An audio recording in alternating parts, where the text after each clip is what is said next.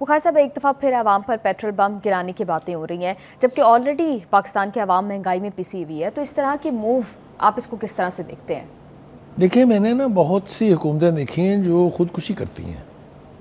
ये मेरे ख़्याल से ख़ुदकुशी करने का फ़ैसला किया हुआ है इन्होंने, इसलिए कि अभी तो 10 दिन नहीं हुए जब आपने कीमतें बढ़ाई थी और 8 रुपये कुछ पैसे पर लीटर, अब आप फिर 6 रुपये कुछ पैसे पर लीटर बढ़ाने की बात कर रहे हो। खुदा के लिए ना करें, अवाम का टेस्ट ना लें, उनकी पेशेंस का।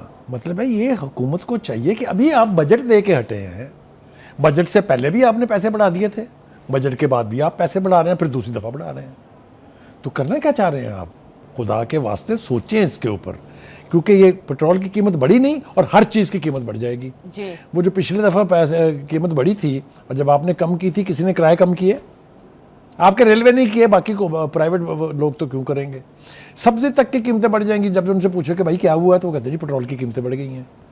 मेरे ख्याल से जो भी इनके एडवाइज़र हैं, ये गलत एडवाइस कर रहे हैं इनको, ये प्रवोक कर रहे हैं लोगों को। इसलिए मैं सिर्फ यही कह सकता हूँ कि सोच समझ के फ़ैसले करें, चाहे आपके ऊपर IMF का प्रेशर है, चाहे आपके ऊपर जिसका प्रेशर है। आवाम का प्रेशर भी कोई होता है, आपने इनसे वोट लेने जाना दोबारा, इन्होंने पहचानना नहीं आपसे। मैंने देखा हुआ ना, मेरे हाथों में हुकूमतें इसी तरह से बनती और बिगड़ती और टूटती रही हैं। तो इसलिए एक तो इस हवाले से बहुत चीनी की कीमत भी जो है वो 200 रुपये से तजावुज़ कर गई है। ये ना ताने देते थे बानी PTI को कि जी वो आपको इतने का डॉलर मिला था, आपके होते हुए इतने का हो गया। वो जी आटा इतने का था, आप इतने का छोड़ के गए। रोटी सस्ती कर करके आपने इतने के इश्तिहार लगा दिए जितने की सस्ती नहीं हुई थी, और अब ये आप क्या कर रहे हैं?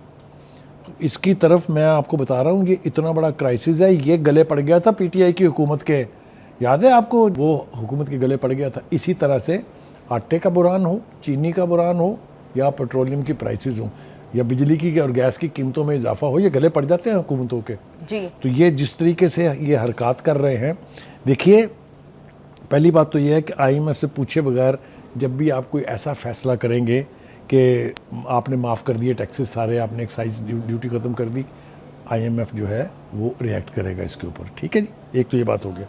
दूसरी बात ये है कि हुकूमत ने 5 लाख मीट्रिक टन चीनी की दरामद पर तमाम ड्यूटीज़ माफ़ कर दी। ज़राए के मुताबिक जो है वो चीनी दरामद पर टैक्स छूट IMF के मुआहदे की खुली खिलाफ वर्जी है। 7 बिलियन का कर्जा मिलना है आपको उनसे, अगर आप उनको इस तरीके से प्रोवोक करते रहेंगे। भाई साहब, सॉरी टू इंटरप्ट यू, इस पर हमने काफ़ी डिटेल से बात करनी थी। अभी तो मैंने बात शुरू की थी जी। Thank you so much Bukhari साहब फॉर योर एनालिसिस। प्रोग्राम का टाइम हो गया ख़त्म, हमें दीजिए इजाज़त, आपसे मुलाकात होगी इंशाल्लाह कल। अल्लाह हाफिज़।